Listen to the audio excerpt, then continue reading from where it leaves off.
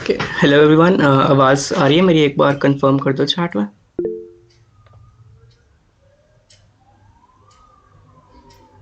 आ रही है ऋषभ, आ रही है। Okay, great. Okay, so we'll be starting this session now. And okay, so hello everyone. I Rishabh Sharma welcome you all to this wonderful seminar where we have our UIT students and alumni who are placed in top product based companies. So we would hear their side of story and hopefully learn from them the tips and tricks on how to work hard and to fulfill their dreams, right? So once again, I welcome you all, and now let's just not waste any time and let the learning begin. Starting off, we have with us Nimish Khurana. He is a 2017 batch UIT student, currently pursuing CSC and has cracked one of the top company to hire undergraduates in this country. Right. So he's an incoming SDE at Google. And yeah, so let's start this session. Nimish, over to you. Yeah. So first of all, thank you, Rishabh, and the complete CodeShip UIT Chapter Club for organizing this bridge. I think it would be very informative for my juniors and to share my journey. So, giving my introduction, like I'm in final year currently, pursuing CSC in UIT. Uh, like I have bragged offer from Google, and apart from Google, like I have internship offers from American Express and Cisco, and I also have other full-time offers like PPO from Optum, from Ecolite, from NCR. And apart from this, like I like doing web development. Explored. I have also explored machine learning. Participated in hackathons. Like I have almost done the complete all the things. I like exploring different things. And I also done competitive programming in, I would say, in 2020 mostly. Yeah, so I have explored different fields and I like to explore different techs. Yeah, so that's a pretty much about myself.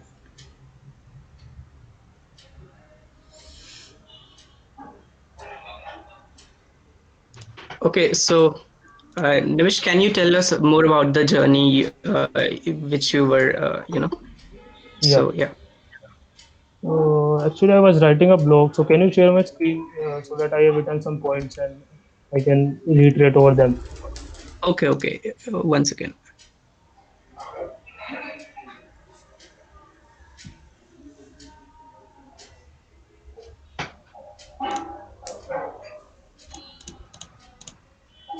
Can you not present like you don't have the option right now? Yeah, I have the option. Like I was Yeah. waiting for the confirmation. Okay, Okay. no, you can. It's perfectly Okay. fine. Okay. Cool.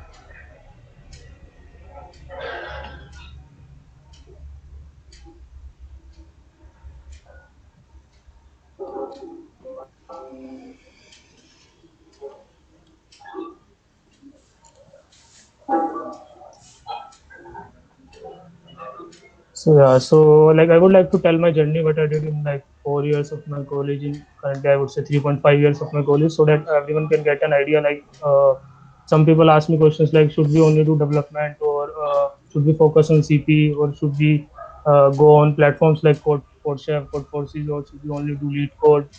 So I will tell you like how I did it and how I advise to like all the second or third year guys, so that they can have a plan that they can follow, or they can just tweak around this plan so that it's better to follow this. So I would say in my first sem, I was not having laptop, so I just followed the college curriculum and I just did a extra EDX course on my phone itself. It was Intro to CS using Python.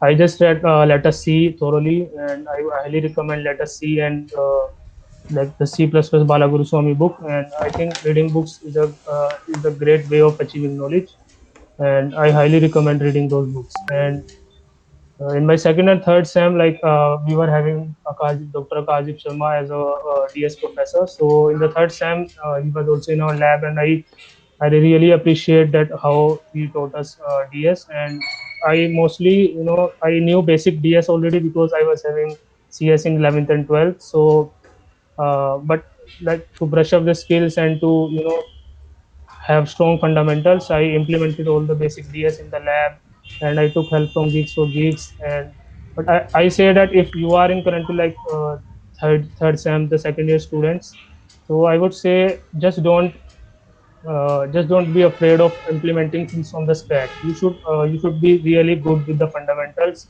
You should know like any one language, C++ or Java, I recommend very well, and you should know how to implement all the data structures in them. And yeah, so this is a good way to start, I would say, in the second and third sem, that you know all the DS and you practice some basic questions on weeks or weeks and study some blogs over there. Yeah. And also, I would say in I explored Android basic scenario degree. I did an Android basic scenario degree. I explored Android and some basic machine learning in my I would say till second year. I would make this clear that till second year I was not involved in any like CP or high level, like not even lead code, I would say. I was just doing gigs for gigs, implementing basic DS and exploring different fields like web development, machine learning till my second year. So I would recommend that the first and second year guys to not worry much about CP and all. If you really enjoy it, do that. But if you like to explore initially like different fields, it's perfectly okay, and I would recommend doing that, exploring different fields. Apart from that, like in the late fourth semester, I started preparing much some easy and medium questions from lead code, because we came to know that in the initial fifth semester we have internship drives off campus also and on campus also. So I would say in late fourth semester and in beginning of the fifth semester I started exploring them. I also cracked uh, the on-campus Optum internship, but I was rejected by. So I would like to share my rejections also, because it's good to share rejections, because I would say everybody don't get into like big tech companies in the first go. So I got rejected by Goldman Sachs and Microsoft in the internship drives. So Microsoft was off campus and Goldman Sachs was on campus.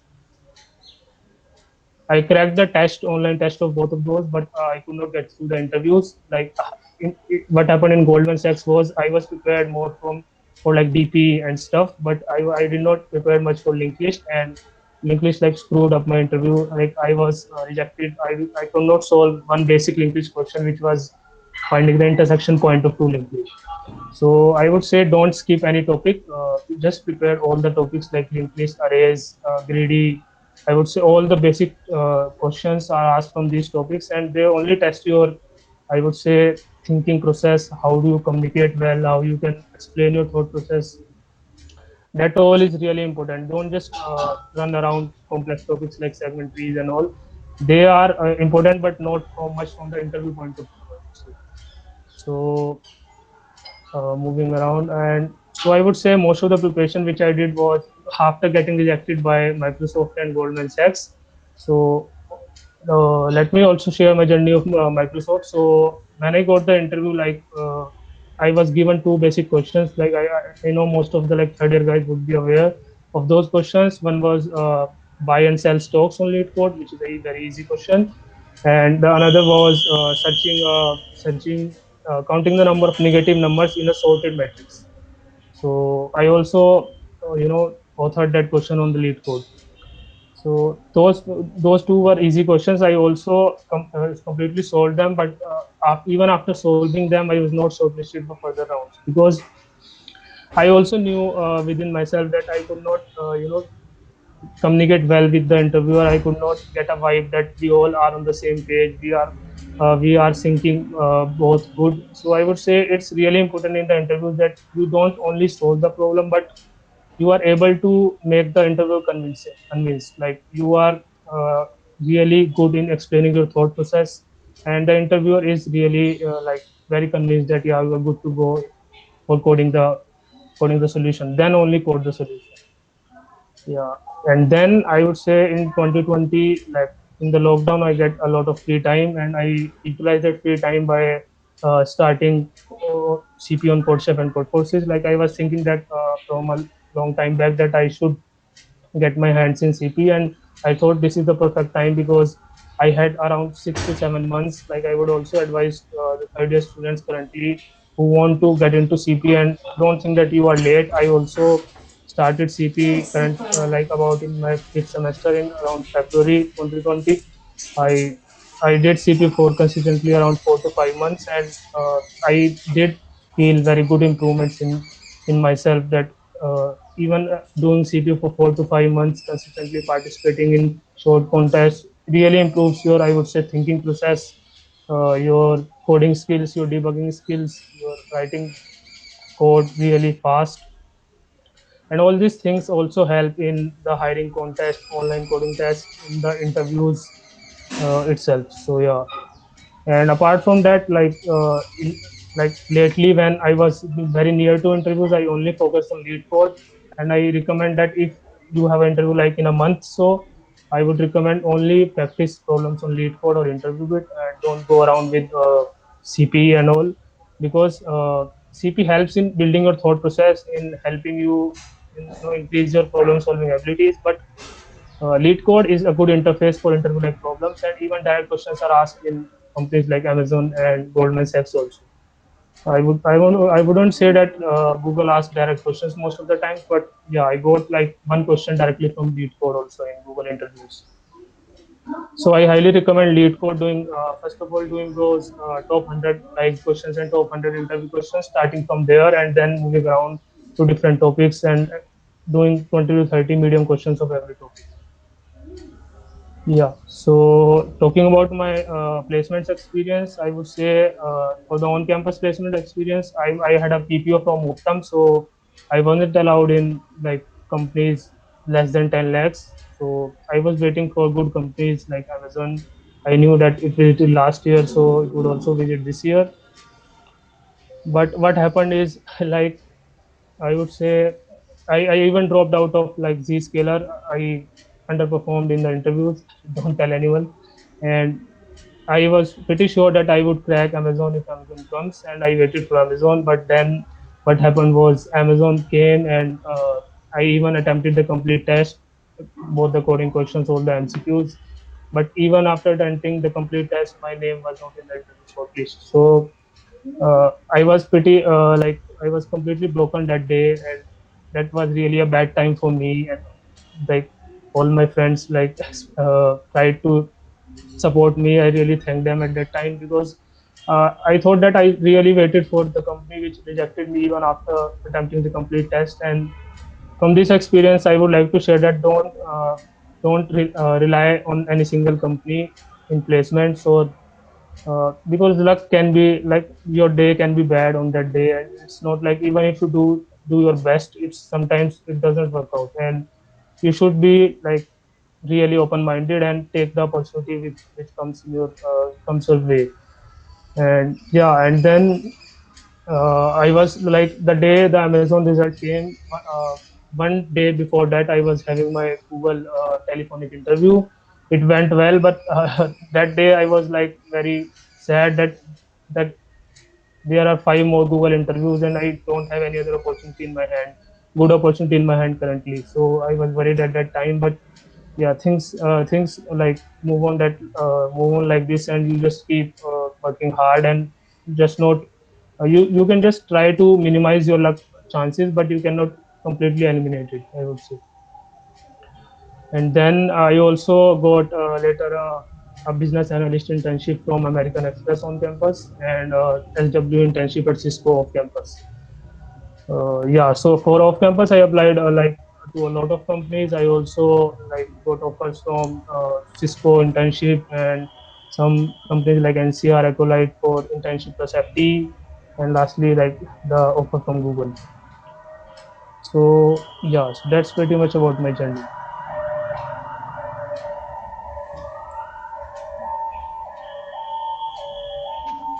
Okay, so that was really interesting, and yeah, I hope everyone learned something from it.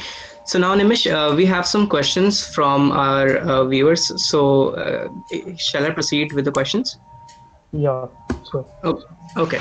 So we have Mahesh Rana from first year CSC, who asks, "How is CP and curriculum helpful for you? Like DSA or CP, what should be learned first?" DSA or CP. Yeah. So if you are in like first year, I also told it like just now, that if you are in first year, don't hurry around doing CP or doing complex things. I would recommend first you learn like C++ really well, and then you implement all the basic data structures in them. Then only you can start solving some basic questions on Geeks on Geek code. This is the way you should begin, and then if you are really comfortable in those questions, then you can try your hands like on Lead Code contest or Code Forces contest. Okay, yeah. So we have a second question from Diksha Mahajan, first year CSC. She Okay. asks, what process did you underwent to crack off-campus placement at Google, right? So what were the rounds like and stuff? Okay, so the rounds was like first of all I applied through referral on the Google Careers portal, and I was also like participating in Google Kickstart. I participated in 4 to 5 rounds of Google Kickstart 2020. So it is highly recommended that if you want to apply to Google, you participate in Google Kickstart and try to get some good ranks. Like I had decent ranks around 300 plus in one of the rounds, 500 plus. I would not say it was too good, but it was decent enough. And then I took a referral and I applied on the Google Careers page. And I first got an online test which had 2 coding questions. The coding questions difficulty was little higher than the lead code ones. It was much like HackerRat. So the platform used was HackerRat, and like you can practice problems on HackerRat for the online coding test. They are very similar to the practice problems of the HackerRat. They are like medium to hard level practice problems on HackerRat. One was of DP and another was I think of Graph. And then after the test, around 1 month after the test, I got contacted for the telephonic interview, and the telephonic interview was followed by 5 virtual on-site interviews, which were 4 were like coding interviews and one was Googleness interview. And Google only tests like data structures and algorithms in their interview. They don't test anything like CS fundamentals and things like that. Okay, so my next question was that do they ask questions from our core subjects as well? So you answered it. Okay. And our last question is from my side only, and Okay. this is like very similar to your experience as well. So oftentimes, what happens is a candidate applies to a company, he gets the test link, and but it doesn't get shortlisted, right? Even though the test went great. So like what happened with me was the same, right? So I applied, the test went great, but it doesn't get through. Like I didn't get the interview chance. So what are your thoughts? Like what is the candidate lacking and how to avoid that to some extent? Okay, so I would say like it depends first of all on the company itself, because like I also completed the test of Amazon completely, and many other people like me also did that. Like I knew 4 to 5 guys who completed the test, like all the coding questions, both the coding questions and all the MCQs, but they were not shortlisted for interview. But I don't even know till now what's the shortlisting criteria of Amazon. I would say don't rely on any company. Don't take it like to the heart that I'm not selected, I'm not worth it. I would say just keep applying to other companies, and that's what we can do. We cannot do anything about not getting shortlisted. We can just do our best and hope for the best. Like if I would say if we do our best and not shortlisted for any opportunity, God has already better plans for us. And like in Google, I would say if you are attempting the complete test as you said and you are not getting shortlisted, one of the reasons can be like they also consider Google Kickstart round ranks or your CP profile. So might be like they don't like the overall. They also see like the overall resume, overall profile of the people. So I would recommend you get some good achievements either through good hackathons, like participating or winning hackathons and doing competitive programming if you like. They help in boosting your resume. Okay, great. Okay, that was a pretty satisfying answer. So, Yeah. okay, that was an awesome session by Namish. So, I personally feel like I've learned a lot, and I'm sure the feeling is shared by all the students present here as well. So, thank you, Namish, for your session. And our next speaker will be introduced to you by Nitish. So, Nitish, over to you.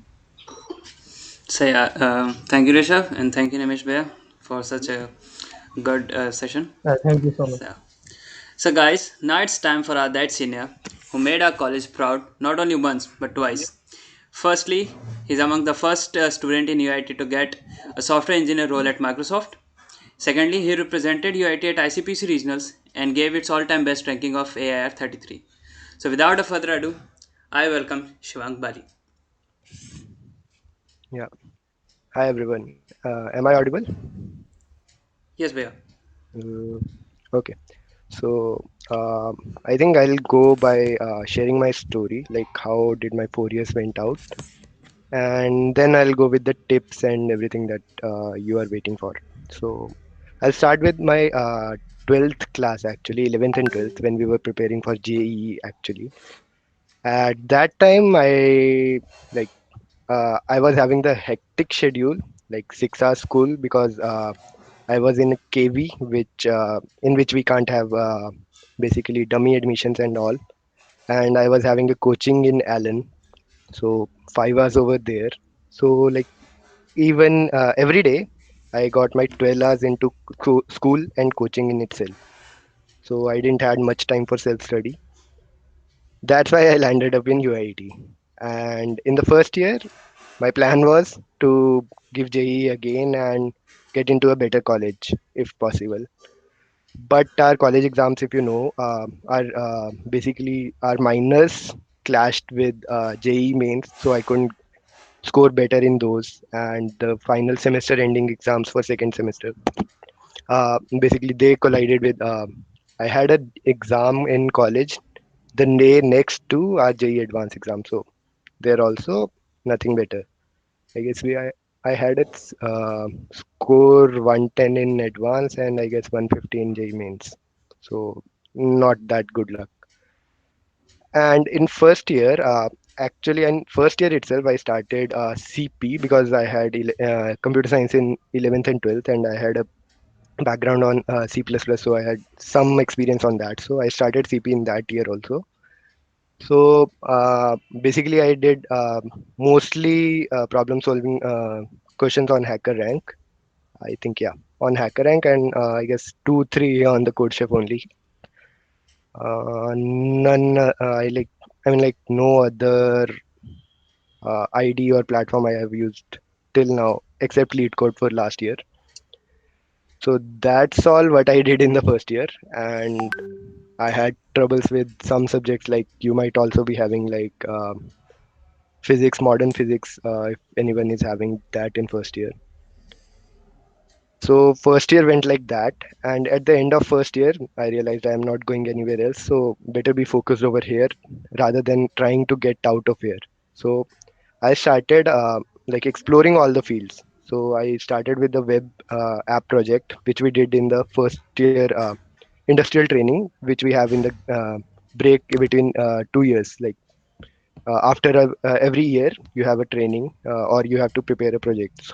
So we went ahead and created a website for PU, which is never used, and we liked the interface for our website, but we couldn't get that to replace our existing website. So in the second year, we did eYantra project. If you have heard of that, we got a letter of participation. We got the electrical kit to prepare the robot. We got all those things, but we can't complete the last task, which was just before for getting to the finals into IIT Bombay for the finals. So that last task failed, and we were left behind then again. And during that time, I got into DIC for some research projects, and also in CP for ICPC. We couldn't even qualify for that round, like regionals in that time, because some seniors had really better coding skills than ours. So that time we thought next year we'll get into ICPC regionals anyway. Like we'll prepare the whole year and we'll get into that. And alongside, I was into DIC for some research projects and research papers that I have written on glaucoma under the DIC in mechanical building, if you know. It is under Mamta ma'am for CSE students and Prashant Jindal sir for mechanical students. We did some work on machine learning AI over there, and we had a research project. And along with me, if most of you might be knowing Naman from DIC, he was with me in the DIC, and we did the same project over there. In the third year, uh, So basically, we this time we qualified for ICPC regionals, and me, Tarun, and Pratik were the three seniors. If you know Tarun, he's in Google right now. He has joined this August along with me. Like I have joined Microsoft, he has joined Google. So we were in the same team and we got qualified. But due to clash with our college exams, we couldn't go for the regionals at that time. So we decided next time we are going to go for the regionals anyway. If we have to skip the exams, we'll do that. So that was the feeling we had at that time. And uh, I guess along with that, in the third year's ending, like fifth, sixth semester, yeah. In the sixth semester, there was an opportunity for off-campus opportunity for Microsoft interviews for 2 months internship. So we just applied, and when we saw the form on a other site other than Microsoft.com, we felt it might be a fake one. So anyway, we filled that form and gave the online exam. We thought it might be a fake one, and till then we were not sure if it is a real one or anything is anyone is going to call us for an interview. So some of us did the exam, some of us just skipped, like some students in my batch just skipped that exam. Anyway, 13 of us from our batch, including two from IT and I guess uh, 2 3 from IT and 2 3 from ECE, and rest 4 5 from CSE branch were called for the interviews. And there were around 4 rounds which were included in the interview, which I'll come back after my college journey. And I qualified the exams and got the internship. I did well in the internship. I got a chance to work on a chatbot application for internal usage in Microsoft. And after the internship, I got a PPO. But officially for our college, it wasn't sent. None, basically, none acknowledgement was sent regarding the PPO for our college.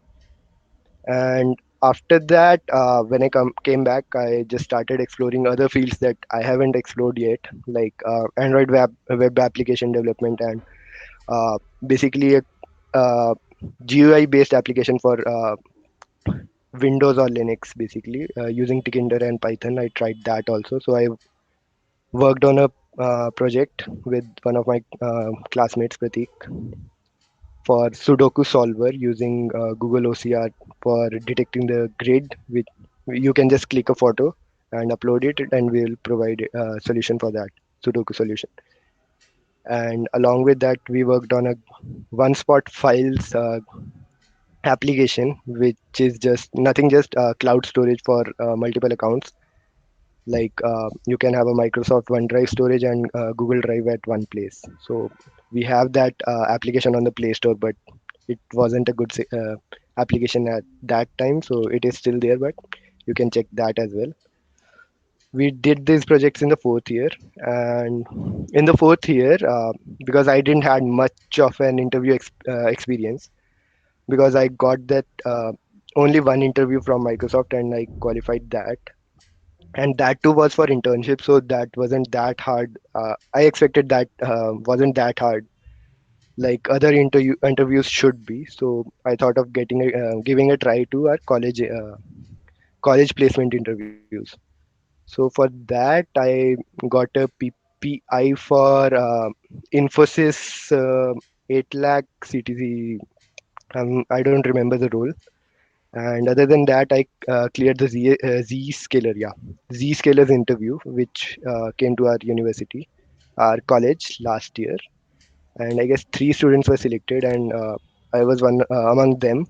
And during those interviews only, our college got the notification that I have got a PPO from Microsoft. So asked them to convey this to the interviewers so that someone else can get selected, but they didn't. Still, I got selected, and after that, I basically declined the offer.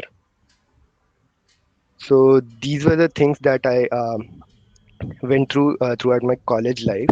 So I'll get back to the interview experience for Microsoft. Yeah. In the interview experience, like we had an online round, as I said before. I guess Nimish was talking about that only. There were 3 coding problems on a different website, or ID was not that good, I believe. So we solved those 3 problems and we were called for the interviews. The three problems were quite simple, mostly simple brute force solution should work for two of the problems, and one was simple DP problem, I believe. And in the interviews, we had a code fly round, which was the first round for the interviews, in which we were shown two problems. One, basically array problems, simple array problems, like we have a size of window size of k, and we have to give the sum of all the uh, k elements which we'll have in that array, consecutive k elements which we have in that array. And I don't remember exactly the second problem. So there were two simple problems, and we had to write the code on the sheets rather than on IDE. The problems were showed on a projector to us, and we have to write the solution on the paper. And they have basically screened out most of the interviewees over there in this round only. So from our college, three people were shortlisted after this round, and there were four one-on-one rounds for interviews after that. In each round, they'll ask anything that they want to do. They want to ask. As my one of my project was on AI ML, and alongside I have used some of computer vision, like basic computer vision, like OpenCV. I have used OpenCV libraries for Python. We I was mostly asked questions related to those projects only in those interviews. So after that, we had the final round interview in which we were asked everything. The interviewee asked like which subjects you have studied till now, and he had questions from each and every subject. As much as he knew, he'd ask everything. Like I remember the first question was related to what is the difference between HTTP and HTTPS, and when you say it is a secured certificate, it has a secured certificate and it is secure than HTTP. He'll get into those things like how do you get a secured certificate for your website and everything. So till that time we were not much we didn't had much knowledge in that depth, and I just replied like I don't have that much knowledge. And I'll suggest you, if you get into such situations, don't lie or don't try to like impose that you have that knowledge and you don't remember. Simply just reply I don't know. That is the best option you can have at that time. Otherwise, if it is like there might be a case like it is his field of interest and he knows better than you, then he might catch you, and on basis of that you might not get through the interview for that problems, basically for that company's job. And one funny incident was in the Zscalers interview. The interviewee asked like, can you give me the dimensions of car?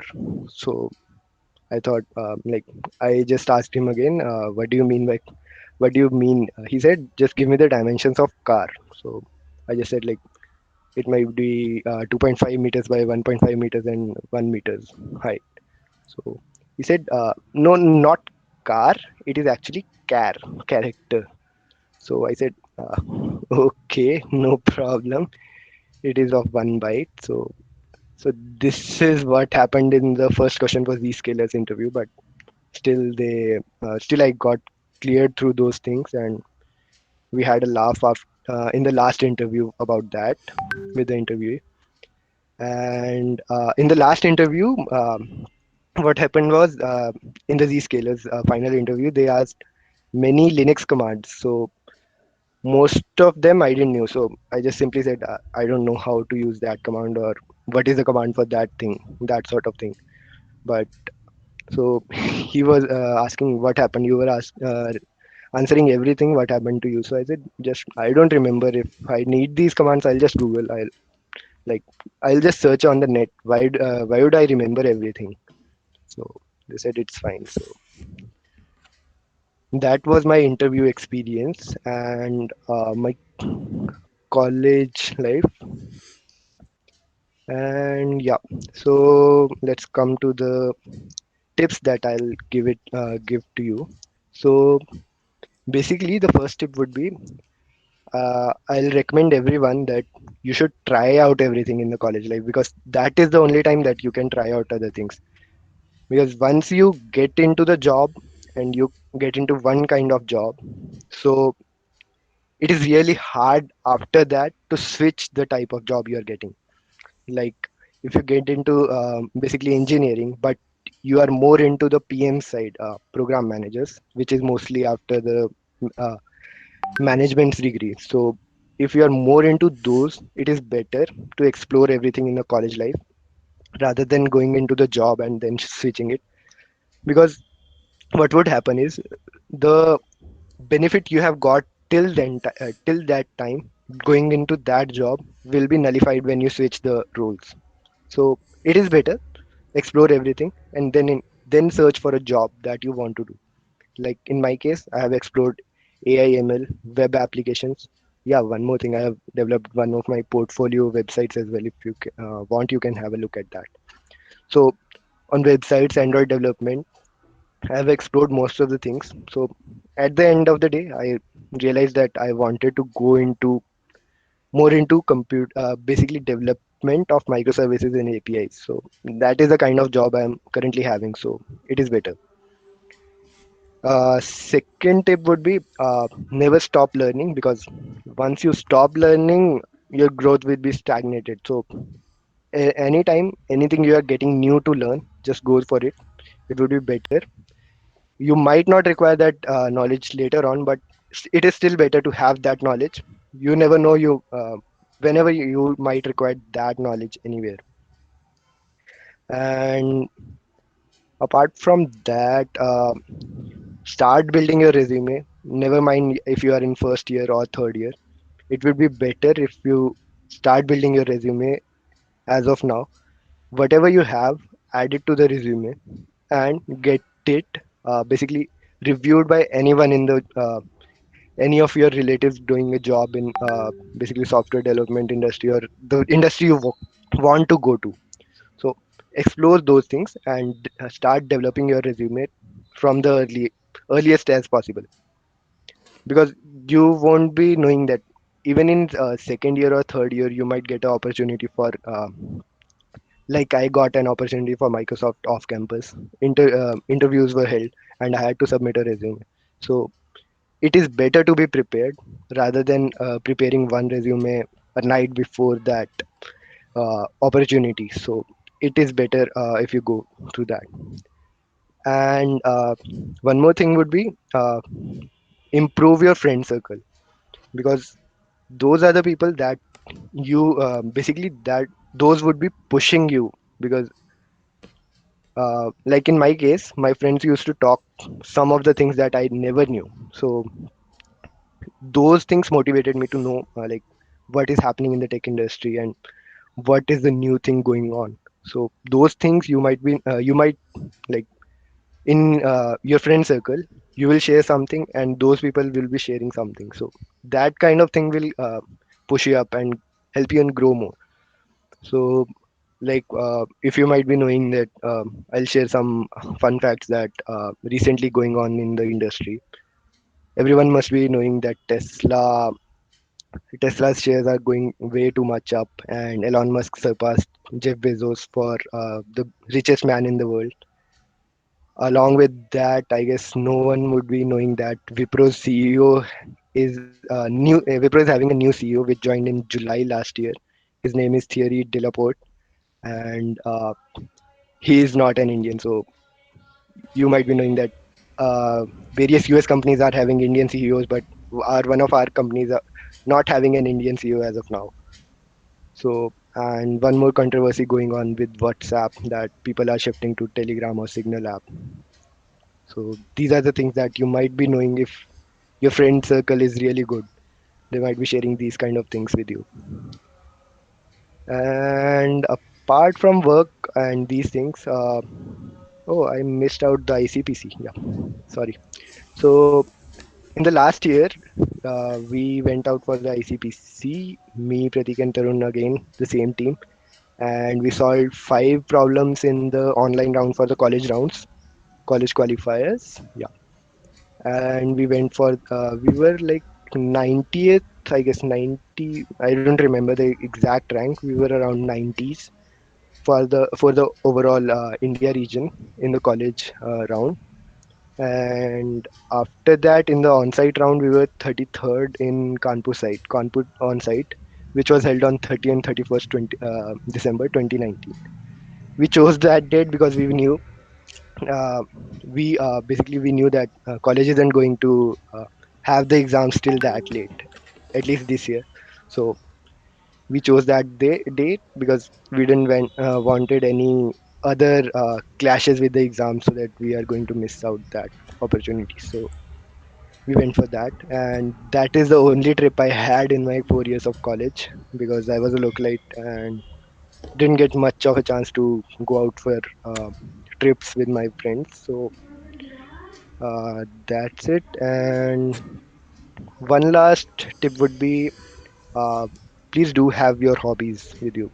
Like, in free time, do something rather than just wasting your time. Have some hobbies and do something fruitful that might help you. Like, I have some hobbies, like I like to click photographs.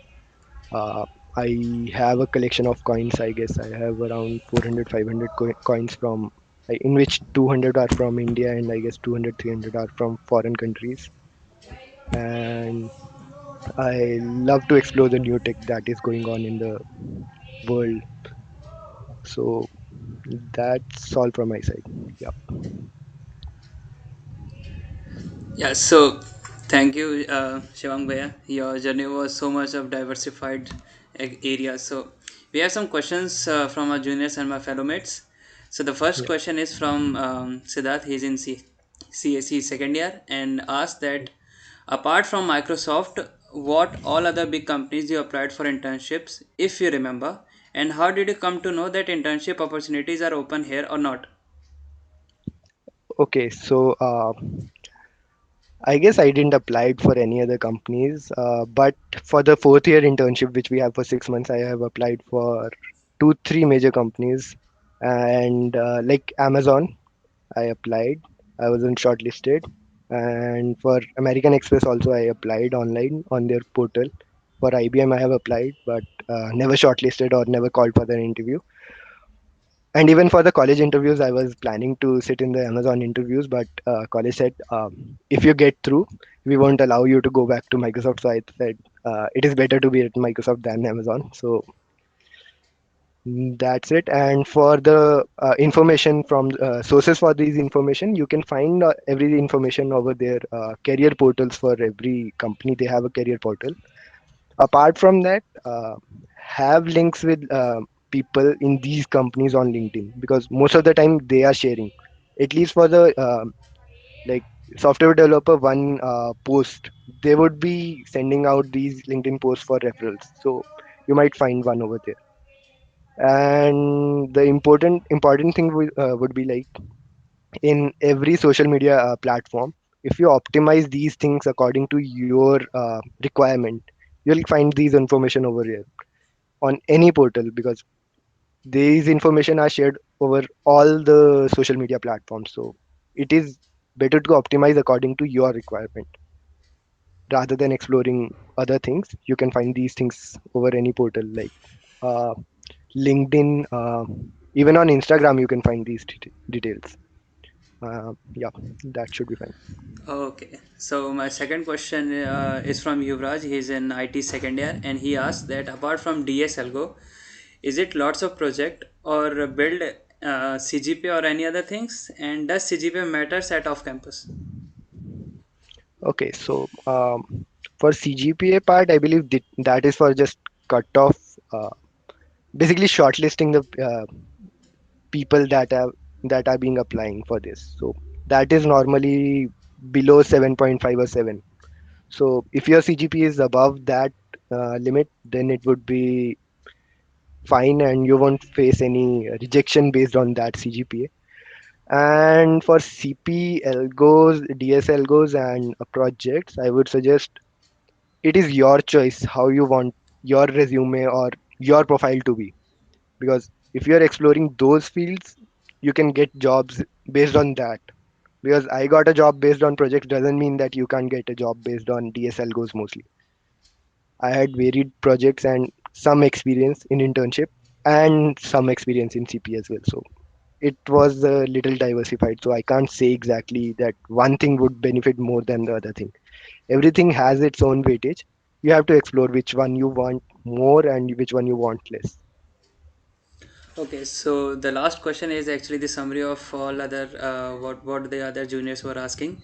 So it is like, what do you think was your biggest strength that impressed Microsoft? So was your means the project part, or it was the combo of all three academics, DSL Go, and projects? I believe combo of all, because I had 5 rounds of interviews. So few rounds were based on academics, few were on projects. So, and like I said, like the first 2 rounds, the online round and the Codefly round, that required CS and Algo, basically CP and Algo related information. So that thing helped me qualify the first 2 rounds. The next 2 or 3 interviews were based on my projects and skills. So those things were basically qualified because of these projects only. They didn't ask much on CP in those rounds, but mostly on the projects. So those rounds were qualified on that. And in the last round, he asked everything. So those were based on the college academia part of it, like networking and other things, OS, DBMS, everything they asked in the last round. So it depends. So it is better to have some knowledge of everything. So rather than just focusing on one thing, you can explore everything and be focused on one thing. That would be better rather than just focusing on one thing and never exploring what else is there. So yeah, Yeah. thank you, Shivang Bhaiya, and your experience gave us so much of information. So for our next session, Razal, who's the next?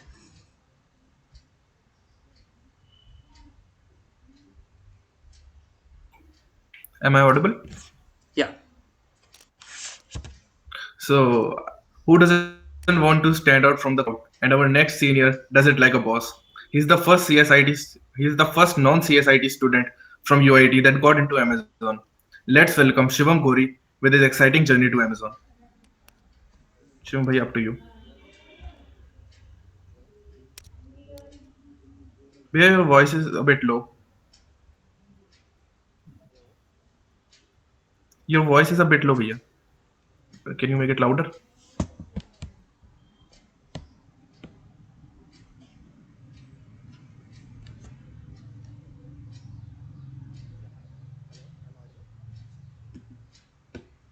Bhaiya, your volume is low. Yeah, still low, bhaiya.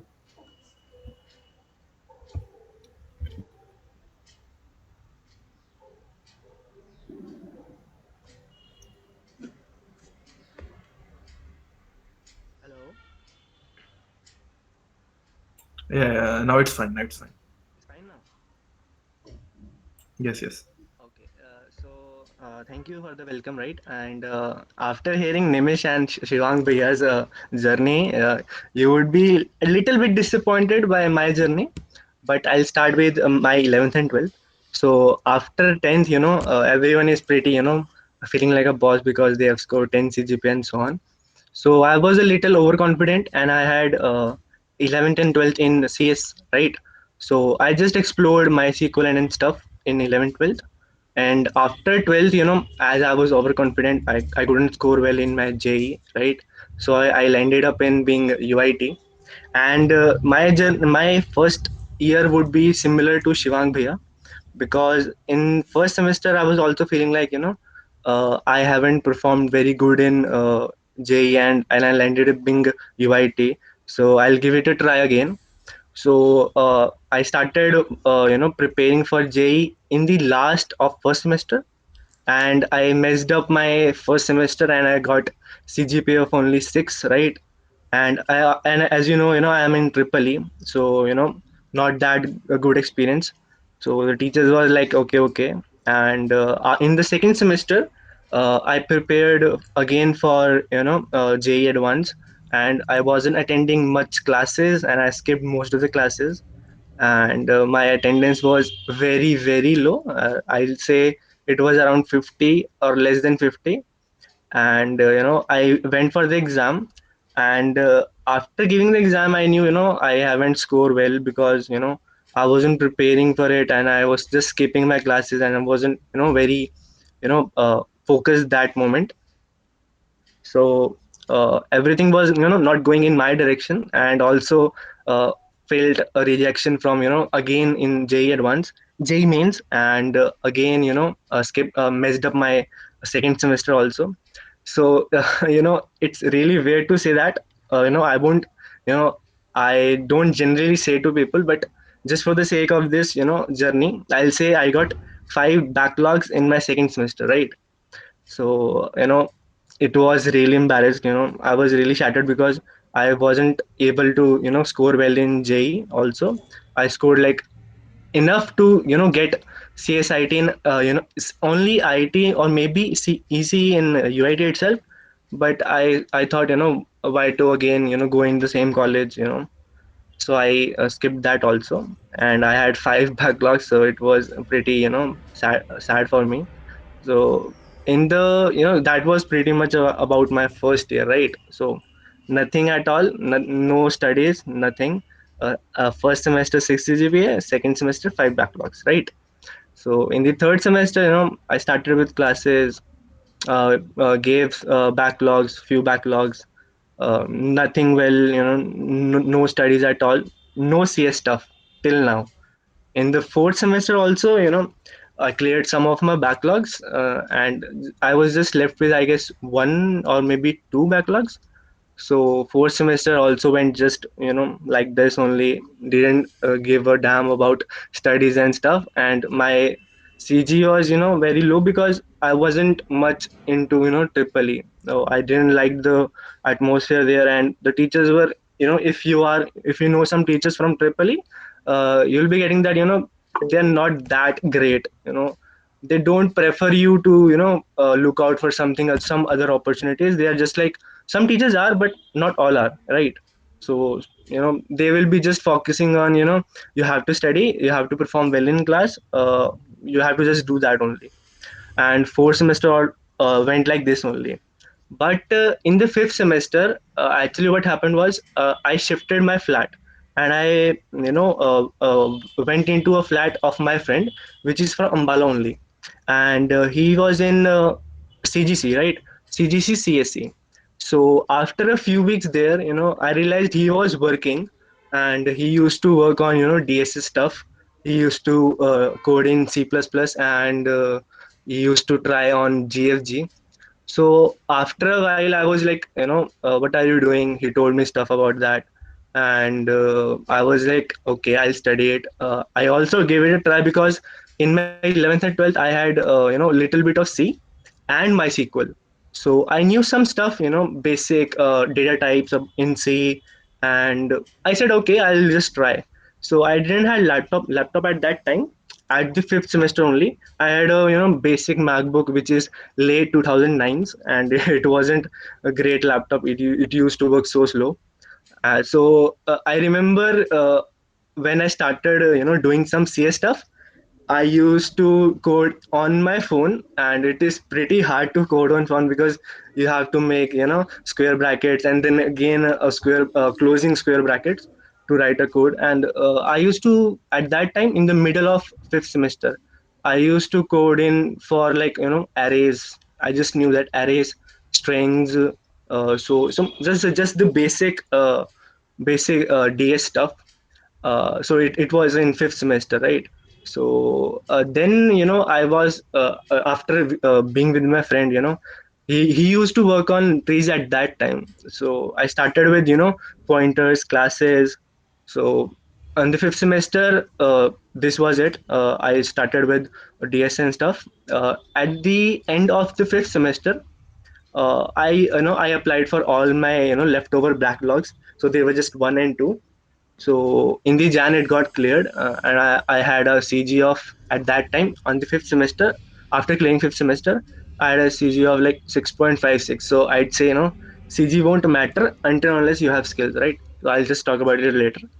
And after that, in the end of my fifth semester, I again shifted back from my flat to a classmate. which was having other CSIT guys. So those guys was same batch 2017, and they were in IT. So there were two guys who were in IT, and two guys were from Tripoli, right? Before used to live in PG, right? So at the beginning of sixth semester, in Jan itself, so Smart India Hackathon campus hackathon came, and I wasn't sure about, because I didn't knew any development skills. So a month or 2 weeks before, I started with Android development because one of the PG mate used to work in Android Studio, and he had a great project. So I started with Java, took a Udemy course, downloaded it, and started with it. And by that time I got the laptop in the middle fifth year. I got the laptop, middle fifth semester I got the laptop. And I got pretty serious because I just wondered, what will happen to me, because I don't have any great CG, I don't have any knowledge about CS. And I just became sure that I want to pursue in this CS stuff, because everything happened pretty fine, and I was interested in that only because everything is very interesting for that, right? And in the sixth semester, right, I just told about Smart in the Hackathon, which is SIH. So, and we participated with that team only, with the IT guys. So, five guys were from IT only, and I was a single one from Triple E. So we had a project on Android application, and we worked on Android development, Android application. So in those 2 weeks, I got introduced with Android, and I started it. I made some few apps, basic ones, not that great. So in January, we had a campus hackathon for SIH, and we gave it, and we got shortlisted for the final ones, so that we can apply for the project. So, and afterwards we got that we are selected for top 5 in the nationals. So the project was for a department for the DRDO, right? And that's it.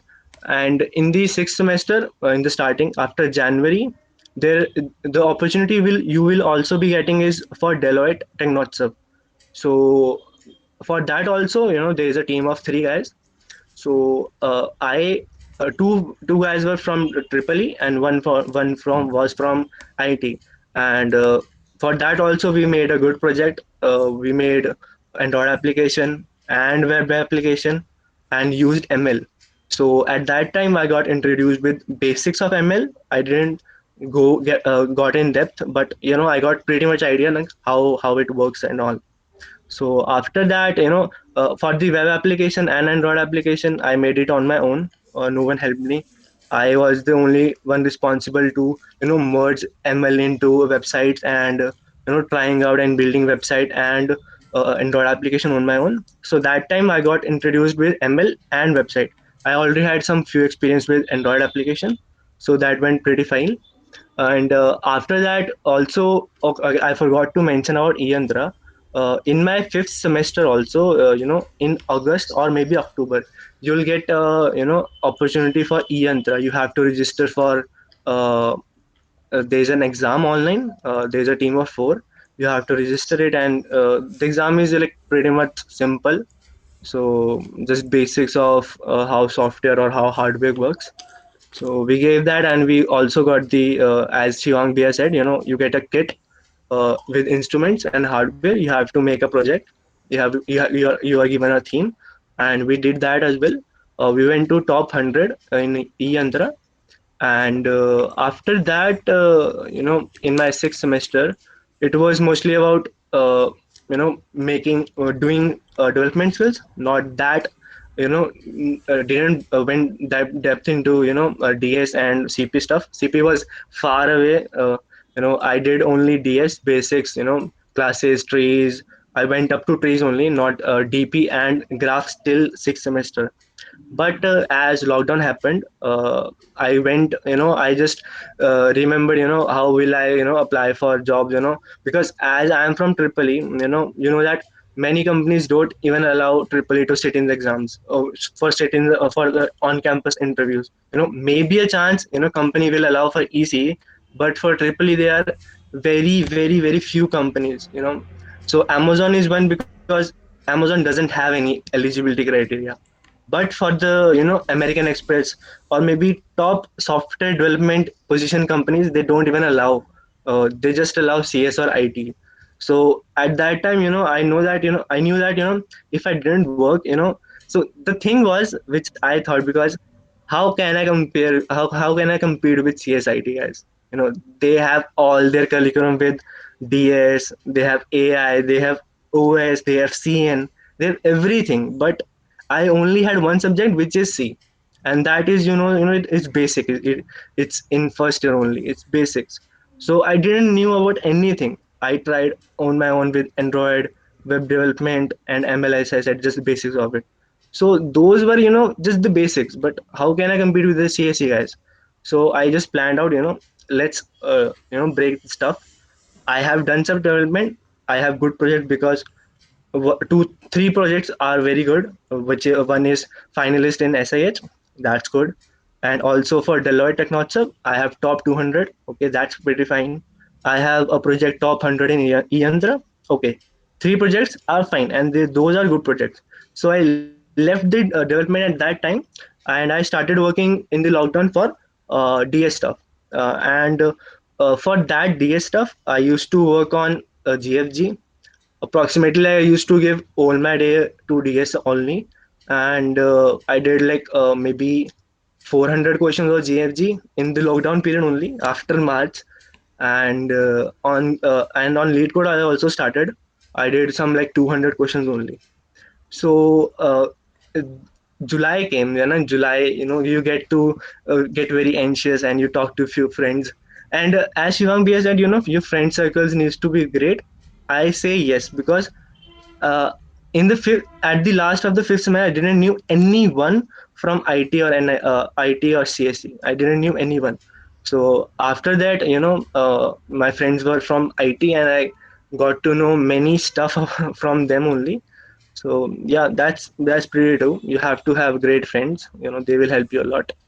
And it was July only, and we got very anxious because what will happen, in placements. And the main thing I was worried about, because I haven't read anything regarding CS subjects like operating systems, computer networking and stuff. So DBMS also, I didn't knew anything. So it was pretty worried about that. And I just focused on DS stuff, and I was confident in some DS, but I didn't try it for CP because there was not so much time for me. And July ended, and we got the notification that we will be getting a notification regarding the first company who will be visiting our campus around mid of August. So okay, a few days went by, and on the 15th August we know that uh, ZS Associate is coming. So many of you guys would not be knowing about ZS Associates, but Triple E has a good background regarding this, because Triple E, or non-technical, ZS has two roles. One is BTA, which is technical role, and another is BOA, I guess, which is non-technical role. So it's kind of like analyst type of thing. And BTA is kind of like also analyst, but it has some technical roles. So for the Triple E guys, many of Triple E guys have went into ZS Associates, but on the non-technical role. So the notification came, and we had to register for it. I had just one idea in my mind, that I will apply for all jobs which are technical. I don't want to go in non-technical stuff, but okay, that's fine. 50% technical is also technical. So I just registered for BTA, and I think I was the only one who registered for BTA role from Triple E. And I got also confirmed from placement cell. Then they said no one is applying for BTA. So I said okay, fine then, I'll try.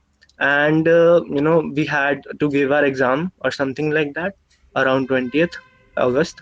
So at that, in those few weeks, I studied for OS, C, and DBMS. I focused on DBMS because I knew that ZS Associates asked DBMS, and operating system kind of like. So I just worked on DBMS and stuff. So at that time, my CS subjects got completed. I mostly read it from I learned from YouTube only. There are a few channels, I guess KnowledgeGate or something like that. Yeah, they teaches you operating system and DBMS. He's a good teacher. You do check out. I guess you would be knowing that. So at that time, I covered all the CS subjects. So after that, we gave the exam for ZS. It was like non-technical stuff only, but few questions were from DBMS and C++. I was comfortable in C++, but not that comfortable in DBMS. But it went pretty fine. So after that, we got the interviews. I guess there were two interviews, and the second one was kind of like technical. He focused all about my projects and what software work you have done. So, and after that, I got the full time offer, and I knew that because I don't think many people go to ZS Associates in technical role. Many have got last year also, I guess two guys were from no, one guy was from Triple E who went into non-technical role. But I think I was the first one who got the ZS Associates for technical role, and I got the full-time offer as well. So after that, I was pretty much confident in myself that at least I can compare with some CSIT guys, and I can show my worth. But that was pretty fine for me. I was satisfied with that job because that I guess the CTC was around maybe like 8.9. I guess it was something like that only. I don't remember it exactly, but I was pretty fine because being from a triple E and going into and starting with the technical role was pretty fine for me. I know I can succeed in that area. So after that, uh, I was not able to register for less than this CTC companies. So there were only few companies who come on campus above 9, which are Zscaler and Amazon. American Express also comes, but they don't allow triple E, and they also have a criteria of 7.5 CGG, which I'm not having. I was having only 6.56, so 6.56, and for ZS Associates, the eligibility criteria was 6.5. So I got the job offer only by a margin of 0.06. I just was able to register for that, and Zscaler came, and as I said, I wasn't that great into CP, so I gave the test, and I there were four questions. I tried three of them, and I got I got three of them, but fourth one was, I guess, sort of I couldn't even imagine it. And only 100% score, who guys have scored, who have done all the four questions were selected for interview. So I wasn't selected. I guess only 9 were selected, and Nimish was one of them. And after that, Amazon came. I guess Amazon was around only I guess September starting. Yeah, 15, mid of September, Amazon notification came, and I already got the offer from ZS Associates, so I wasn't able to register for less than 9 CTC companies. But Amazon came, and I was sure that there are many guys in UIT which have a background from in CP.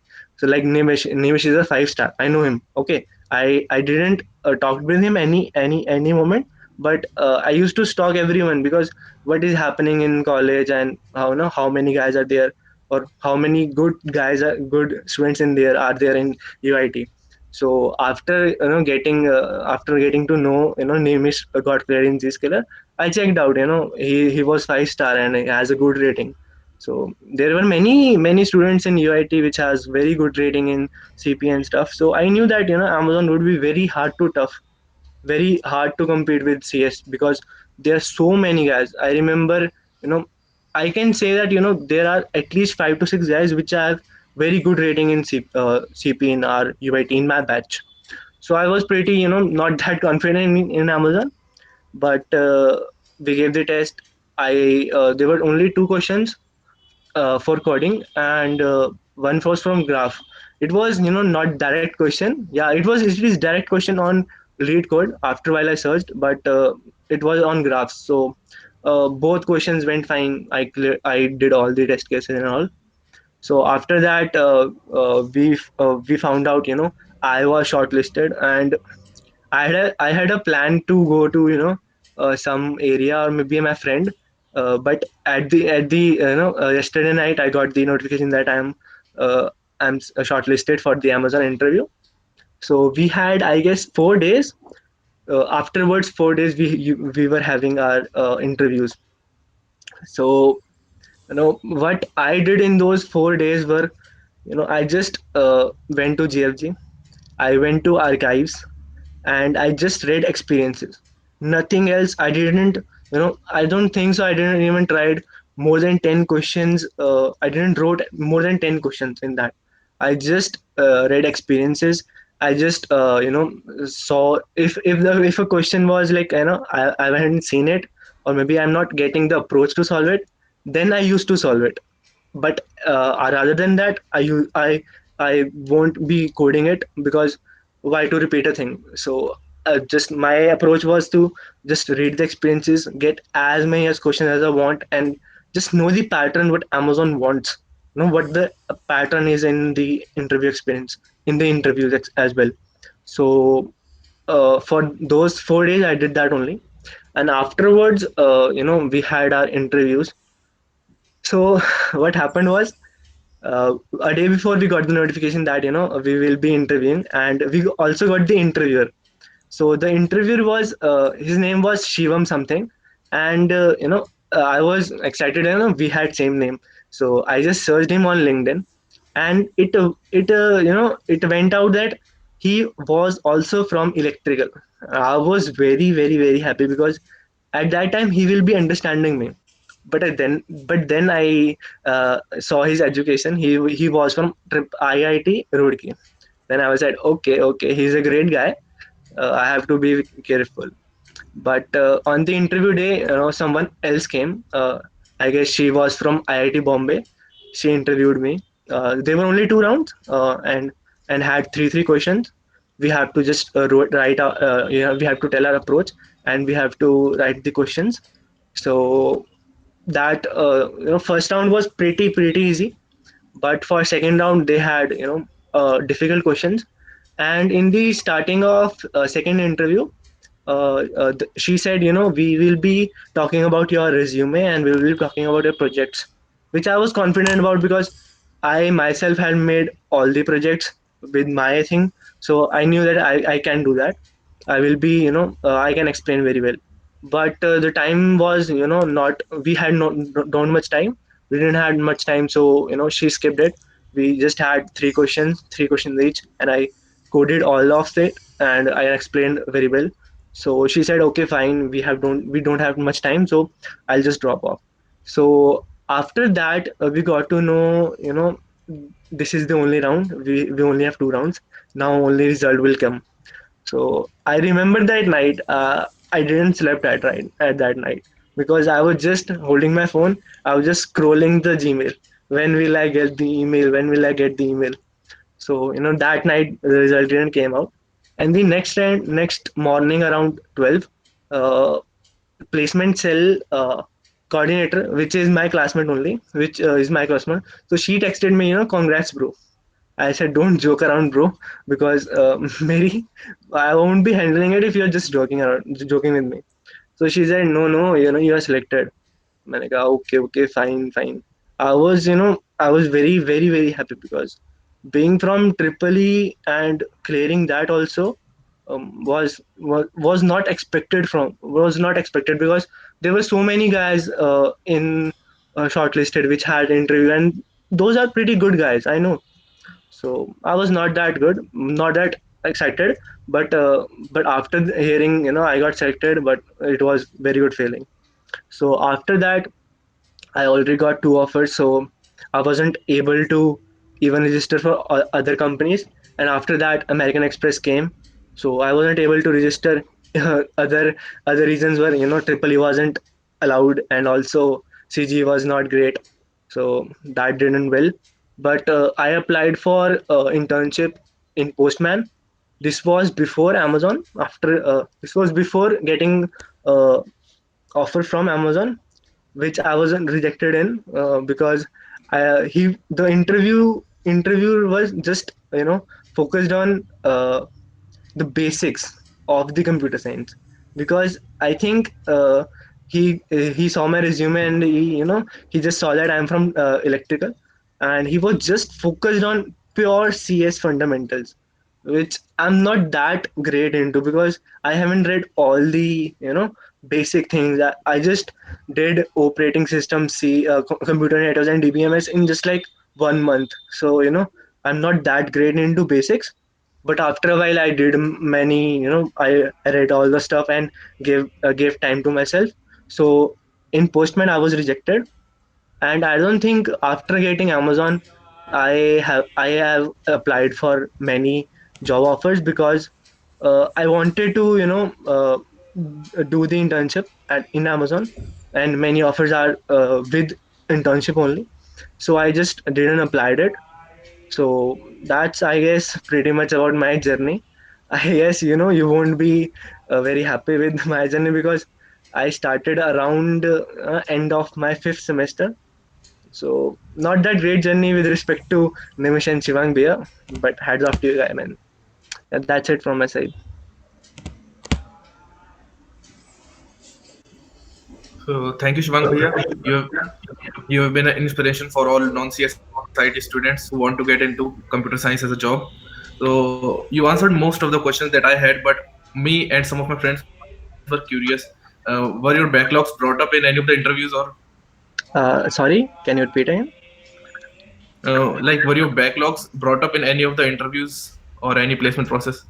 Actually, in at the time of interviews, I had cleared all my backlogs. I don't know, if interview gets to know that you have backlogs or not. But my CG was not great, so yeah, I cleared it, and uh, yeah, that's one. And interview didn't even ask about that, because I don't think they get to know about it. I don't think so. Oh, thank you, Shivam Bhaiya. So we'll be moving on to the next part. So Nimish Bhaiya wants to share some more tips with you guys. So over to you, Nimish Bhaiya. Yeah, first of all, I would say really great sessions by Shivam Bhaiya and Shivam. Shivam's talk was really inspiring, I would say, and I feel like all of you must be inspired very much, like who are from non CSIT branches, and they will also work hard and crack some good companies. And so, like, I wanted to share some specific tips around like who are currently in second year and third year. So the second year guys would be having their internship drive or off-campus internship interviews in around 6 to 7 months, and similarly, the third year guys would be having their placement interviews in 6 to 7 months. And I also get like a lot of queries around like what should we start doing now. Like I only know the basics, and what should be the exact procedure I should follow from there. So like I would like to share some tips around that, and also like if you have just 1 month before the interview, how should you prepare, and also during the interview, what should be you should keep in mind, the points you should keep in mind to really go good around your interviews. So let me share my screen again.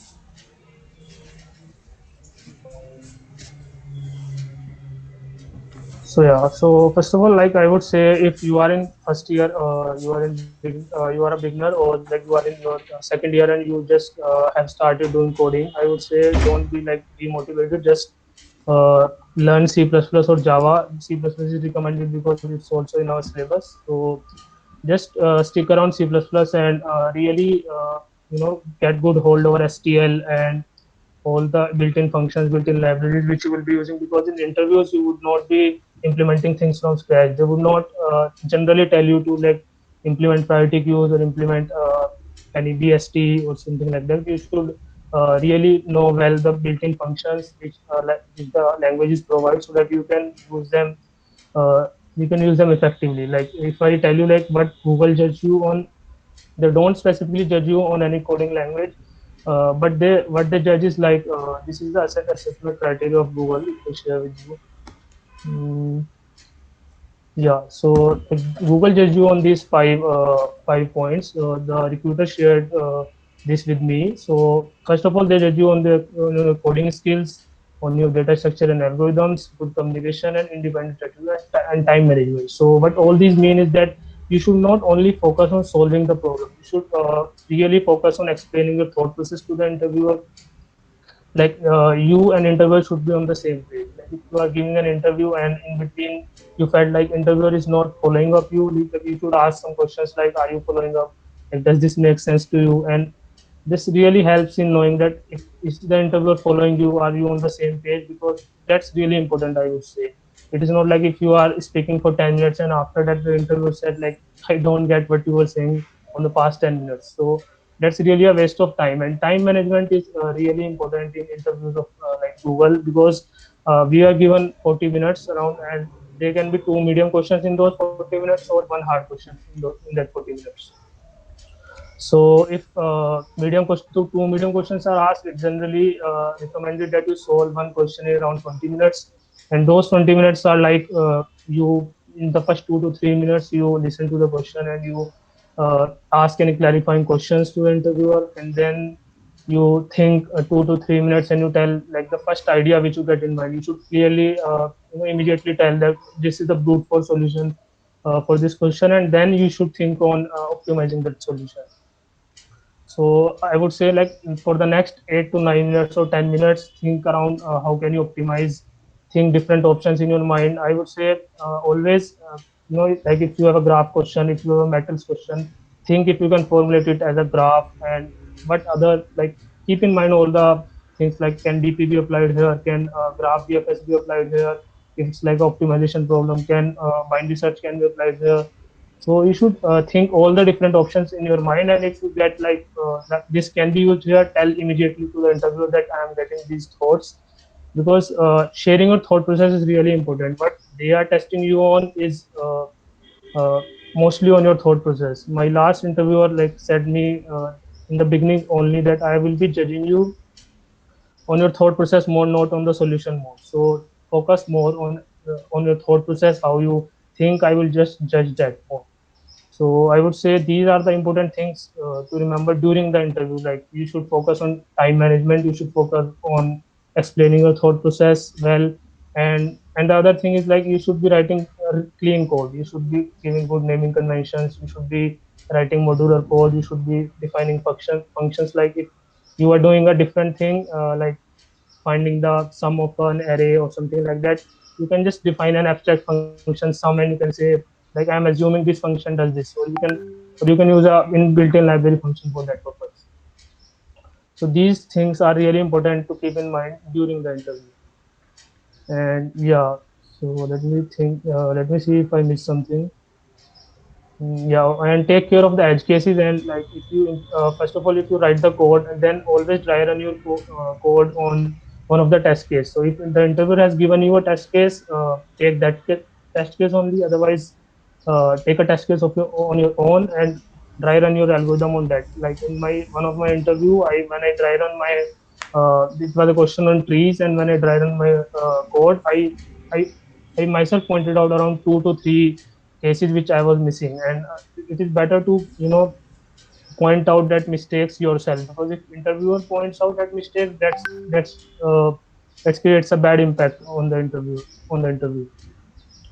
Yeah, so that's the thing that you should follow during the interview. Like, and just before the interview, I would say stay calm and take a deep breath. So in all of my Google interviews, what I did was before starting the interview, I sit around 10 minutes early, and I really close my eyes and just keep my mind free. Don't think like how this question can be solved, how that question can be solved. Just clean your mind, I would say, and don't remember or try to memorize any question in mind, because it's a very really less probability that you would be asked the same question. Right? It's better to just keep your mind free, so that if any new question is asked, you can give your best, and your mind is in a position to think new ideas, I would say, and crack the question. And just keep in mind that what are the algorithms I know and what are the choices I have. Like I said before, also during solving a question, you should only remember the broad concepts. Like should I can I implement graph here? Can I implement DP here? Can I implement greedy here? Because if you ask those questions, you will definitely one of them would work in in mostly 90% of the scenarios. So don't really go into very difficult topics like segment trees or anything like square root decomposition. They don't go into much at the interview level. They know that we have 20 to 30 minutes, including thought process and coding and all. So they generally test your thought process and how you can think around greedy problems and DP problems. I was like asked in half of my questions, I was asked around greedy and the questions which required really deep logical thinking. So I would say focus on building your thought process very good. And while preparing, just keep in mind that the goal of preparing, like if you, like the second year third year guys are there, so if you have 6 to 7 months, your goal of preparation should be to not just increase ratings, I would say. Those are good to mention in the resume, but you should focus on the learning process more. You should like focus on how I can increase my thought process, how can I increase my debugging skills, how can I improve my writing fast code. So these are the things which will which can be improved by participating in short contests on code forces or lead code. And many people ask me like, should they move on to code forces, code chef, and lead code, or like generally that GFG and lead code is interview bit is enough for interview preparation. So to answer that question, I would say lead code and interview are enough for most of the companies. But if you have more time, like if you have 6 to 7 months, you will get bored only doing lead code or interview.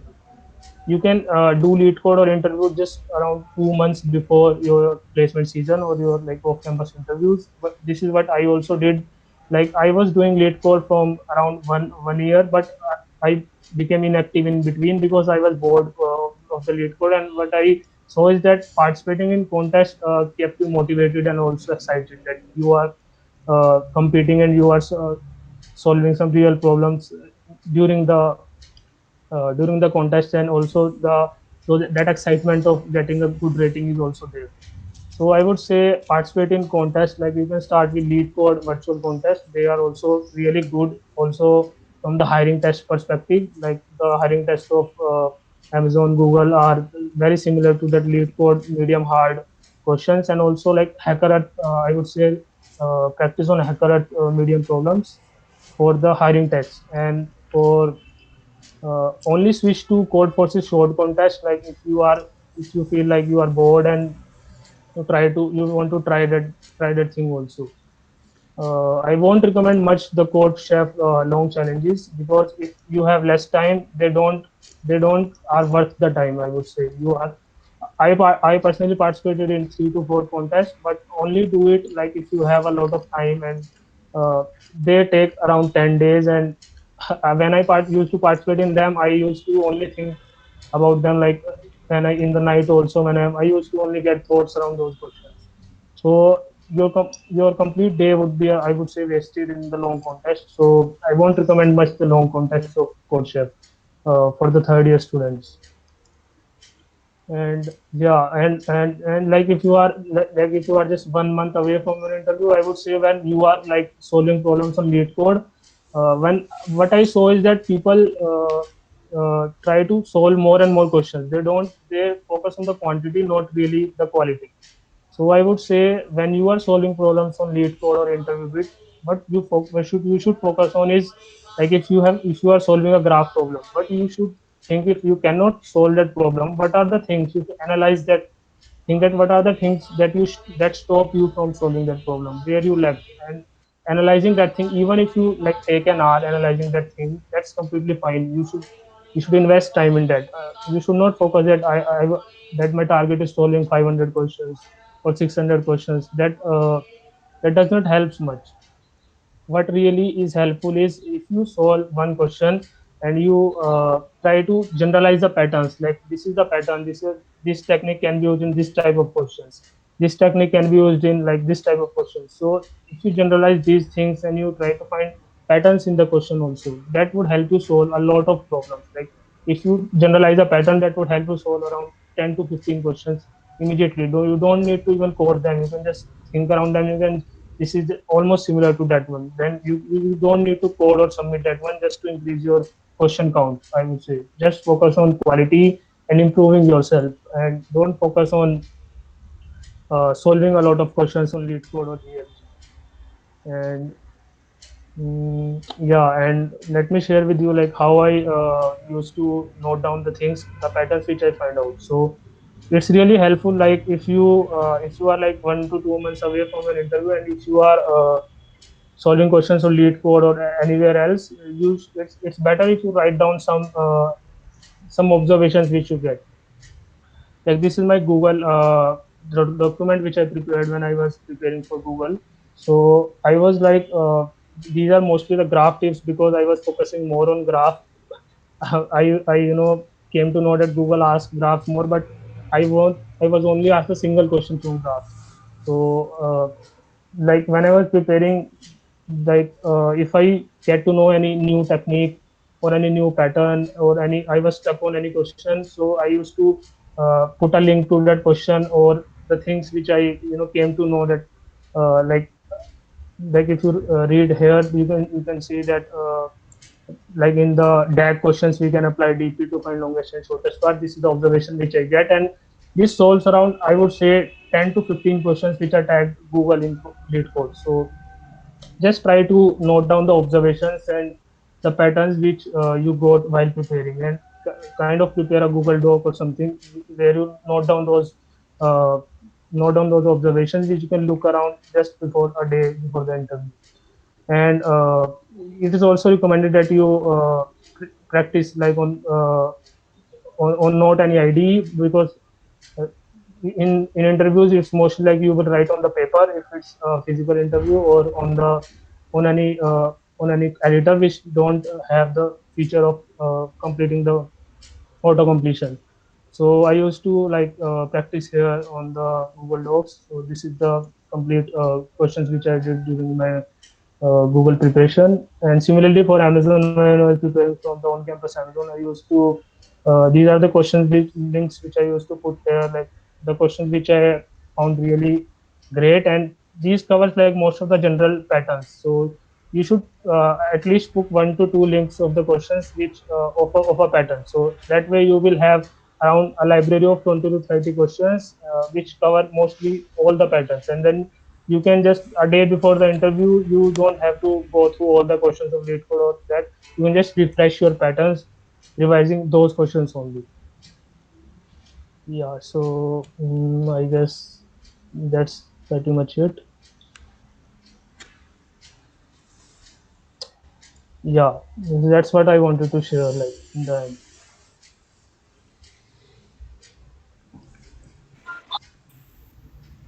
Thank you, Nimish Bhaiya. That was Yeah, thank you. so. I would like to pass on to others for some common questions for the panel.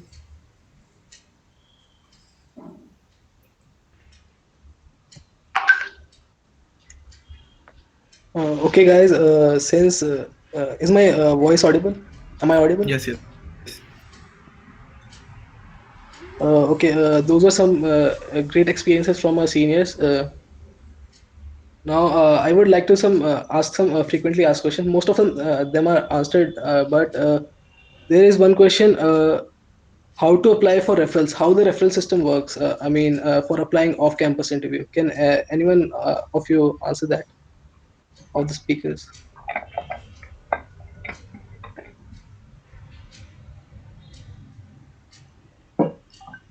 Yeah, hi. So I would like to take this one because like I used to apply with referrals to a lot of companies. I applied to Google, to Amazon also off campus with referrals, and like to Cisco. I would say I applied like to a lot of companies with referrals, and the way I used was just sending connection requests to random people on LinkedIn, because I did not have any contacts in any of those companies. So I would say uh, uh, just maintain a good profile on LinkedIn and a good resume, and then you can just uh, send a connection request with a short personalized message in the connection request that I am a final year student and I have good DSA skills or whatever like are your strengths, and you can just ask for a referral, and you can say that I will be happy to connect and talk more around this opportunity. And I would say if you message 10 to 15 people of a company, at least one of them would accept your connection request. Okay, thank you for the answer. Okay, so moving on to the next question, I would like to ask like up to what extent one should do CP? Like if you are preparing for interview, I mean there is some point like we should stop and focus now on lead code and like up to what rating or what extent you can tell us about that. So if I tell my perspective, like I would say only do CP if you are really enjoying it. Otherwise, like an expert, if you touch expert on code forces, or if you touch like 5 4 star on CodeChef, it's enough for interview preparation. I would say it does not directly helps in interview preparation because it only helps in I like I said before, it's learning helps. It does not directly helps in interview preparation, like not a single percent. So if you have interviews in the coming recently 2 months, I would say switch over to lead code immediately. Okay, so putting good rating on CodeChef or Codeforces, does it give any edge than other candidates to us or something like that? Matlab, it gives a upper hand in interview, like putting ratings on your resume. Does Putting it the please? resume does not helps in interviews because it only helps in getting shortlisted for the interview. It has a role in getting shortlisted because if your resume is good, it can be because of CP, good development skills. It can be anything because if you have a good resume and you get shortlisted, after that the only thing which matters is your interview performance. Anything else does not matter after that. Okay, Like, candidate masters and masters, I have heard about them from my friends that recently one of the candidate master also which was having a very really good rating on code forces getting rejected by Google. So the ratings does not help in interviews. okay, thank you. And now I would like to hand over the session to Saurav. Saurav. Okay, thank you, Adarsh. I think most of the questions have been answered in details by our panel members, but there is a question from my side. So, if a student doesn't have enough or too many projects on his resume, but is confident about his problem solving skills or CP skills, should he or she be worried about the projects that he didn't do, or should have just in depth knowledge of whatever is on the resume?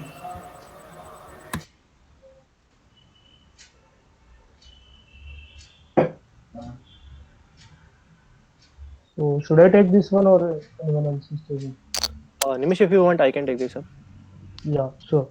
Okay. So sort of as you said, if you are confident about CP and stuff, but I think you should be worried about projects.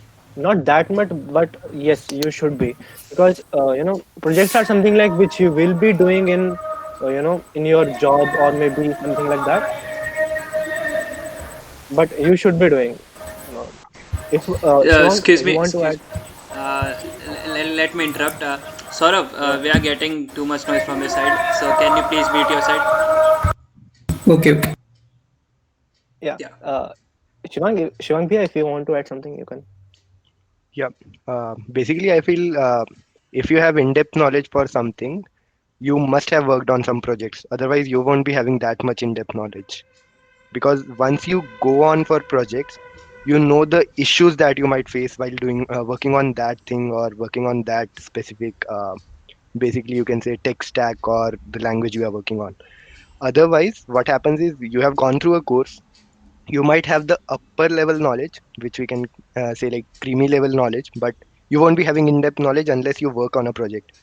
Because when you go into a project, you'll face the issues that are related to that tech stack, or the issues that people who are actually working on that might be facing on that point of time.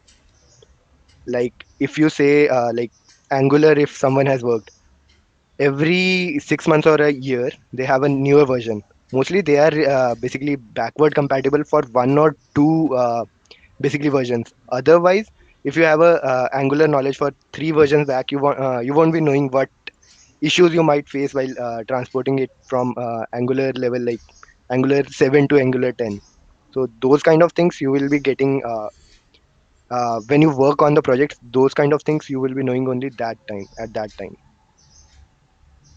So Okay, thank you, Bhaiya. That really helped. Now I'll pass on to Prajwal. Prajwal, over to you. Actually, I was also having the same doubt. It has been answered. So thank you, sir. And I would like to like add one thing like when Shivang Bhaiya was giving his talk, like he was saying that how one question asked about how we get to know about the opportunities about internships and placements. So I would say like there are channels like on LinkedIn there are pages intern, bit and intern to job, and they regularly post about all the opportunities. I also came used to came to know about the opportunities from that channel. They really post it really fast on the same day when they get posted on the careers website of every company, every good company. So do follow those pages. Excuse me sir. Sir एक doubt था मेरा sir कि अगर मतलब जैसे हर कोई web development या ML करता है तो सर जैसे अगर मैं नेटवर्किंग करता हूँ अगर जैसे सॉकेट प्रोग्रामिंग और सर जैसे राउटर्स हैंडलिंग वगैरह ये सब तो वो मतलब काम आएगा या फिर हमें स्पेसिफिकली कोई चीज़ें हैं जो करनी ही पड़ती हैं जैसे वेब डेवलपमेंट वगैरह.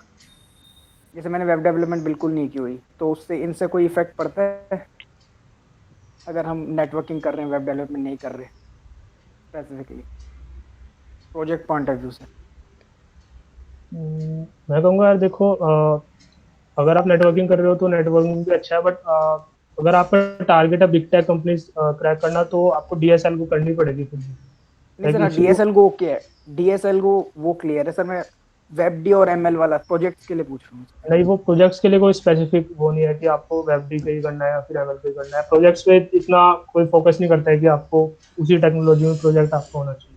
वो किसी में भी हो सकता है. एंड देयर आर कंपनीज और लाइक सर जैसे सिस्को ज़्यादा नेटवर्किंग पे फोकस करता है. तो जो मेरा इंटरव्यू सिस्को में हुआ था उसमें डीएसएल को पूछा ही नहीं था. नेटवर्किंग एंड ओएस सबसे ज़्यादा ये पूछा था. तो आप उन कंपनीज को भी टारगेट कर सकते हो. Thank you sir. और सर मैं ये पूछ रहा जैसे कि अगर हम डीएसएल को में अगर हम सेगमेंट ट्रीज कर रहे हैं ऐसे ही अगर हम स्ट्रिंग्स के अंदर आओ पूरा सी जैसे और काफी सारे एल्गो हैं जो मतलब एडवांस एल्गो हैं वो कर रहे हैं तो वो हम अपने क्या नाम है रेज्यूमे में अलग से लिख सकते हैं कि हमने इनके लिए मतलब क्लासेस वगैरह मतलब बना के इस टाइप से कुछ जो उसमें एफर्ट डाला है एक तरीके से. नहीं मैं कहूँगा सिर्फ कोडिंग करने का आप रेज्यूमे में नहीं लिख सकते. अगर आप उसके अराउंड मतलब आप कोई कॉम्पिटिशन में पार्ट करते हो उसमें आपकी अच्छी रैंक्स आती है मतलब आप वो ट्राई करो कि वैसे अचीवमेंट्स आपके हों तो ज़्यादा बेटर रहेगा. या आप कोई प्रोजेक्ट बनाते हो उसके अराउंड वो आप लिख सकते हो. Okay sir. Thank you sir. Basically ऐसे कोड्स के लिए आई सजेस्ट आप गिटहब पे अपने एक नई रेपो बना के उसमें पोस्ट कर सकते हो और वो रेपो के रिलेटेड इन्फॉर्मेशन रिज्यूमे में ऐड कर सकते हो. Okay sir. Okay thank you. Sir, I have a question. Hello, I am audible. या सर मैंने ये पूछना था कि जैसे मतलब कि मैं अभी आईटी में हूँ और आईटी में जैसे कि हम एमएल वेब डेवलपमेंट और नेटवर्किंग जैसे कि बताया हम वो प्रोजेक्ट करने चाहिए ठीक है. बट अगर मान लो कि हमारे चलो ठीक है कि उसकी नॉलेज है मेरे को बट मेरा प्रोजेक्ट किसी और में भी बनता है मान लो कि कोई इलेक्ट्रॉनिक्स में या किसी मैकेनिकल के फील्ड में मेरा कोई प्रोजेक्ट होता है तो उसका कोई बेनिफिट है रिज्यूमे में ऐड करने का या नहीं.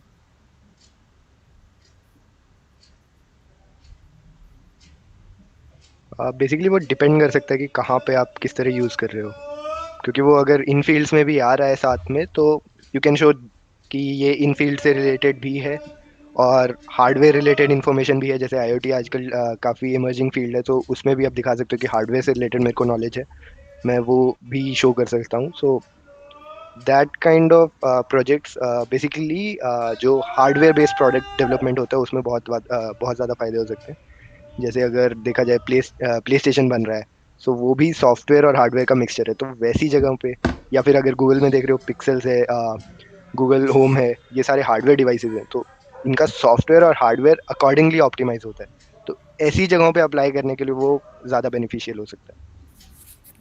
अच्छा, तो मतलब कि मैं उसको एज रिज्यूम में मत डालूं, जब अगर मैं किसी ऐसी कंपनी में कर रहा हूँ कि जो हार्डवेयर पे भी काम करती है तभी वो शो करूँ। नहीं, आप बेसिकली ये हो सकता है कि वो प्रोजेक्ट अपने लेवल पे तो नहीं कर रहे होगे, किसी रिसर्च लैब या किसी ऐसी लैब के अंडर कर रहे होगे, तो वहाँ पे अपना वर्क एक्सपीरियंस भी दिखा सकते हो, तो ऐड करो। बट वही है कि जहाँ पे जैसी ज़रूरत है इंटरव्यू में वैसे प्रेजेंट करो, और रिज्यूमे को उसके अकॉर्डिंग ऑप्टिमाइज करके सबमिट करो।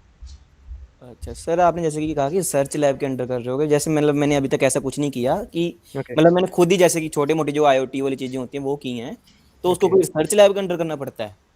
नहीं देख, बात ऐसी है कि अगर किसी रिसर्च लैब के अंडर करते हो तो आप अपना work experience as an intern show कर सकते हो, वो मैं उसकी बात कर रहा था। बट खुद भी कर रहे हो तो वो प्रोजेक्ट्स एज बेसिकली रिज्यूमे में एक line as a one liner add कर सकते हो। कोई जिस फील्ड में होगा, मतलब उस फील्ड से रिलेटेड अगर किसी कंपनी में अप्लाई कर रहे हो तो उसकी थोड़ी डिटेल्स और डाल लो, और अगर किसी अदर कंपनी में अप्लाई कर रहे हो जिससे रेलेवेंट नहीं है तो वन लाइन में मेंशन करके छोड़ सकते हो। अच्छा सर, एक जैसे कि प्रोजेक्ट्स होते हैं जो सर, वो प्रोजेक्ट्स मतलब हमारे यूनिक होने जरूरी होते हैं, या जैसे कि मान लो कि हम कहीं पे कोई कोर्स कर रहे हैं, उसमें कोई हम्म। प्रोजेक्ट बनवाते हैं, तो वो मान लो कि मैं बना रहा हूँ तो मेरे साथ 1000 बंदे और भी बना रहे होंगे कि जिन्होंने किया है वो कोर्स, तो वो भी ओके। चल सकता है या अलग से बनाना पड़ता है? वो चीज़ें डिपेंड कर सकती हैं कि वो किस लेवल का प्रोजेक्ट है, क्योंकि मैंने एज सच खुद कोर्सेज इतने करे ही नहीं है जिनमें प्रोजेक्ट्स हो, सो उस पे कोई और आई गेस निमिष और शिवम में से कोई बता सके तो बेटर होगा। तो आप कह रहे हो कि अगर आप कोई कोर्स करते हो और उसमें जो वो प्रोजेक्ट बनवाते हैं वो हम रेज्यूमे में पुट कर सकते हैं, राइट? यस सर, यही पूछ रहा हूँ। हाँ, मैं कहूँगा आप कर सकते हो, बिकॉज मैंने भी एक मंच स्टैक का कोर्स किया था, तो उसमें जो प्रोजेक्ट था उसके अराउंड मैंने भी थोड़े से चेंजेस किए थे और उसको मैंने रिज्यूमे में डाल दिया।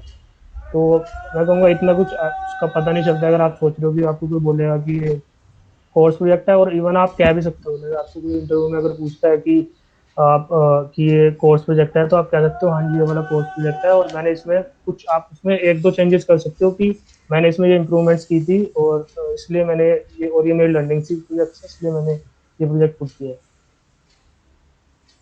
Okay, thank you sir. है। I think we'll take the left later on. So I would like to request everyone who can to open their camera. We'll be taking a group photo. Sir actually मुझे एक पूछना था कुछ। Yeah, we'll take the questions later. We will be in contact with you. Like the speakers have a time limit. Like right now, they have to work for their. Okay sir.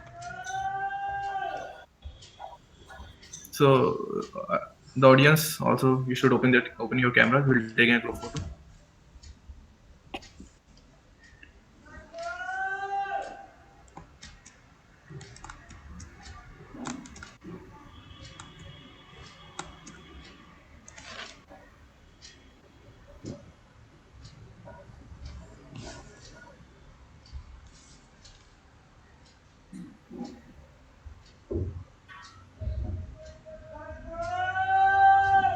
Okay, it's done. Thank you. The photo has been taken.